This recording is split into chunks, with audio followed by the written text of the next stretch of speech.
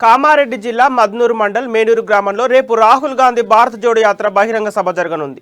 ఈ సభకు ఇప్పటికే భారీ ఏర్పాట్లు పూర్తయ్యాయి. ఈ బహిరంగ సభ 1,00,000 మందిని సమకూర్చేందుకు పార్టీ నేతలు ప్లాన్ చేస్తున్నారు.